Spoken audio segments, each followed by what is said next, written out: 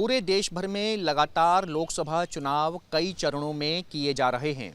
अब तक 2 चरणों में लोकसभा चुनाव के लिए मतदान हो चुका है। ऐसे में 7 मई को तीसरे चरण की वोटिंग की जानी है। चूँकि 12 राज्यों में ये वोटिंग की जानी है, ऐसे में भरसक चुनाव आयोग की कोशिश है कि पहले की बार की तरह मतदान कम फीसदी ना हो। ऐसे में लगातार मतदाताओं से अपील की जा रही है कि 7 मई को होने वाले इस चुनाव में बढ़ चढ़कर मतदाता अपने इस लोकतांत्रिक अधिकार का इस्तेमाल करें। ऐसे में 7 मई के दिन ये जो चुनाव होने वाला है, ये तीसरे चरण का चुनाव है और आज यानी 5 मई की शाम में इन सभी राज्यों में इन सभी सीटों पर चुनाव प्रचार थम जाएगा। सिंपल सी थ्योरी है कि 7 मई को चुनाव होना है, वोटिंग होनी है, मतदान होना है, तो ऐसे में 5 मई की शाम तक इन सभी सीटों पर 12 राज्यों की 94 सीटों पर 12 राज्य हैं, असम है, उत्तर प्रदेश है, गुजरात है, महाराष्ट्र है, मध्य प्रदेश है, इन सभी राज्यों की 94 सीट्स पर जो चुनाव प्रचार है वो आज शाम थम जाएगा। अब बात करते हैं कि ऐसे कौन कौन से दिग्गज उम्मीदवार हैं जिनकी सीटों पर इस तीसरे चरण में मतदान होना है। केंद्रीय गृह मंत्री अमित शाह, जो कि गुजरात की गांधीनगर लोकसभा सीट से चुनाव लड़ रहे हैं, उनकी जो किस्मत का फैसला है, इस 7 मई को तीसरे चरण के होने वाले मतदान में उनकी किस्मत का फैसला 7 मई की शाम तक ईवीएम में कैद हो जाएगा। आज गांधीनगर में भी चुनाव प्रचार थम जाएगा। इसके अलावा शरद पवार की बेटी सुप्रिया सुले हैं, अखिलेश यादव की जो धर्मपत्नी है डिंपल यादव मैनपुरी से चुनाव लड़ रही हैं, उस सीट पर भी 7 मई को तीसरे चरण में चुनाव प्रचार होना है। शिवराज सिंह चौहान हैं, बीजेपी के दिग्गज नेता हैं, मध्य प्रदेश में पूर्व मुख्यमंत्री हैं, विदिशा लोकसभा सीट से वो चुनाव लड़ रहे हैं, उनकी भी किस्मत का फैसला 7 मई को तीसरे चरण के लोकसभा चुनाव के मतदान में होना है।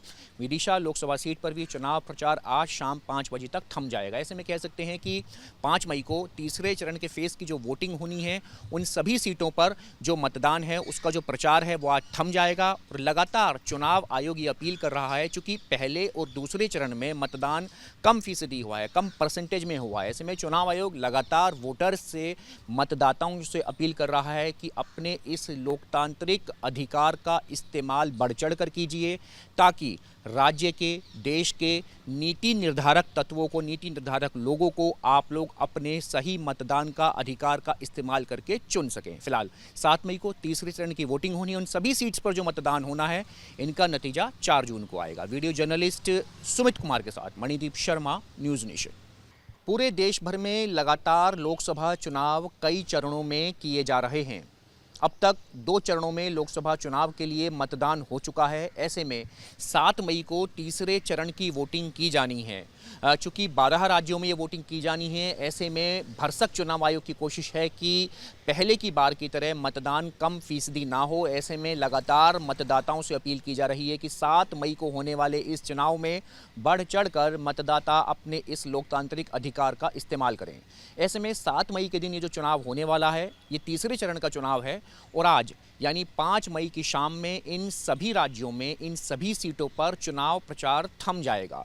सिंपल सी थ्योरी है कि 7 मई को चुनाव होना है, वोटिंग होनी है, मतदान होना है, तो ऐसे में 5 मई की शाम तक इन सभी सीटों पर 12 राज्यों की 94 सीटों पर 12 राज्य हैं, असम है, उत्तर प्रदेश है, गुजरात है, महाराष्ट्र है, मध्य प्रदेश है, इन सभी राज्यों की 94 सीट्स पर जो चुनाव प्रचार है वो आज शाम थम जाएगा। अब बात करते हैं कि ऐसे कौन कौन से दिग्गज उम्मीदवार हैं जिनकी सीटों पर इस तीसरे चरण में मतदान होना है। केंद्रीय गृह मंत्री अमित शाह, जो कि गुजरात की गांधीनगर लोकसभा सीट से चुनाव लड़ रहे हैं, उनकी जो किस्मत का फैसला है, इस 7 मई को तीसरे चरण के होने वाले मतदान में उनकी किस्मत का फैसला 7 मई की शाम तक ईवीएम में कैद हो जाएगा। आज गांधीनगर में भी चुनाव प्रचार थम जाएगा। इसके अलावा शरद पवार की बेटी सुप्रिया सुले हैं, अखिलेश यादव की जो धर्मपत्नी है डिंपल यादव मैनपुरी से चुनाव लड़ रही हैं, उस सीट पर भी 7 मई को तीसरे चरण में चुनाव प्रचार होना है। शिवराज सिंह चौहान हैं, बीजेपी के दिग्गज नेता हैं, मध्य प्रदेश में पूर्व मुख्यमंत्री हैं, विदिशा लोकसभा सीट से वो चुनाव लड़ रहे हैं, उनकी भी किस्मत का फैसला 7 मई को तीसरे चरण के लोकसभा चुनाव के मतदान में होना है। विदिशा लोकसभा सीट पर भी चुनाव प्रचार आज शाम 5 बजे तक थम जाएगा। ऐसे में कह सकते हैं कि 5 मई को तीसरे चरण के फेज की जो वोटिंग होनी है, उन सभी सीटों पर जो मतदान है उसका जो प्रचार है वो आज थम जाएगा। और लगातार चुनाव आयोग ये अपील कर रहा है, चूंकि पहले और दूसरे चरण में मतदान कम फीसदी हुआ है, कम परसेंटेज में हुआ है। ऐसे में चुनाव आयोग लगातार वोटर्स से, मतदाताओं से अपील कर रहा है कि अपने इस लोकतांत्रिक अधिकार का इस्तेमाल बढ़ चढ़ कर कीजिए, ताकि राज्य के, देश के नीति निर्धारक तत्वों को, नीति निर्धारक लोगों को आप लोग अपने सही मतदान का अधिकार का इस्तेमाल करके चुन सकें। फिलहाल 7 मई को तीसरे चरण की वोटिंग होनी है। उन सभी सीट्स पर जो मतदान होना है, इनका नतीजा 4 जून को आएगा। वीडियो जर्नलिस्ट सुमित कुमार के साथ मणिदीप शर्मा, न्यूज़ नेशन।